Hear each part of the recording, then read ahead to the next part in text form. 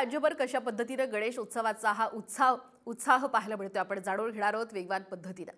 श्रीमंत दगडूशेठ हलवाई गणपती समोर महिलांचं सामूहिक अथर्वशीर्ष पठण, हजारो महिलांकडून एकाच वेळी अथर्वशीर्ष पठण, मोरया मोरयाचा गजर।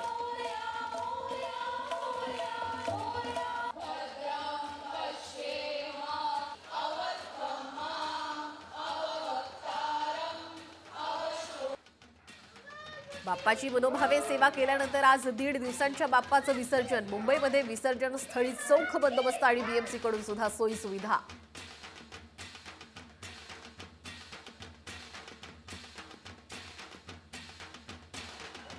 श्रीमंत दगडूशेठ हलवाई गणपतीच्या दर्शनाला थायलंडमधल्या गणेश भक्तांची हजेरी। किम या भाई महिलेनं केली बाप्पाची आरती।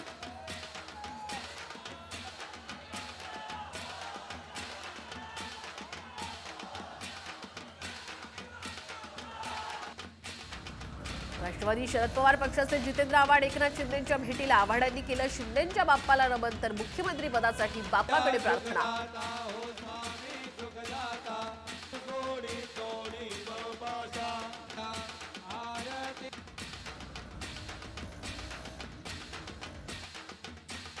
अभिनेते नाना पाटेकरांच्या पुण्यातील घरी गणेशाचं आगमन। मुलगा प्रसाद सोबत नानांनी बाप्पाची पूजा करत गणपतीची प्राणप्रतिष्ठा केली।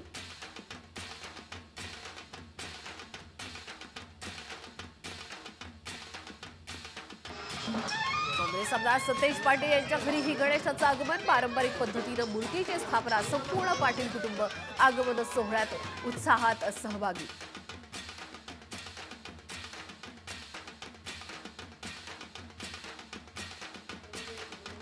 एकनाथ खडसेंनी आपल्या निवासस्थानी केली बाप्पाची प्राणप्रतिष्ठा। जनतेला सुख समृद्धी लाभू दे म्हणत गणरायाकडे घातलं साकडं।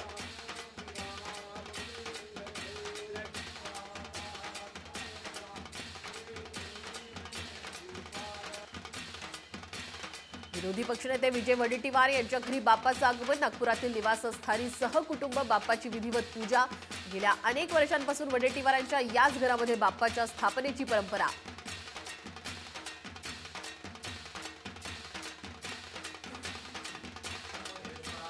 भाजप खासदार अशोक चव्हाण यांच्या घरी गणरायाचं आगमन। नांदेडच्या निवासस्थानी सहकुटुंब बाप्पाची विधिवत स्थापना। जागतिक शांतता टिकून राहावी, चव्हाण यांची गणरायाचरणी प्रार्थना।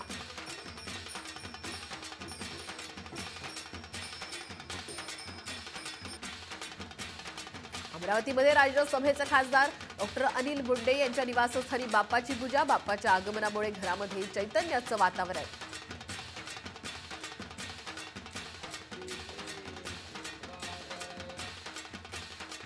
नाशिकचे पालकमंत्री दादा भुसे यांच्या घरी श्री गणेशाचं आगमन। सहकुटुंब पूजा करत गणरायाची स्थापना। तर राज्यातील गोरगरीब जनता आणि कष्टकरी शेतकरी वर्गाला सुखी ठेव, बाप्पा जळी भुसेंचं साकडं।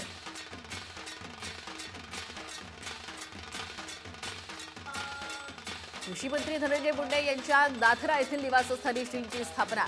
राज्यातील शेतकऱ्यांवरती आलेलं संकट दूर करण्याचं मुंडेंचं विघ्नहर्त्याला साकडं।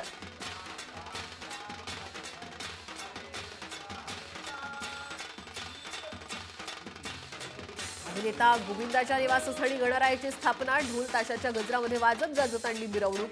कुटुंबियांच्या सुख समृद्धी आणि भरभराटीसाठी केली प्रार्थना।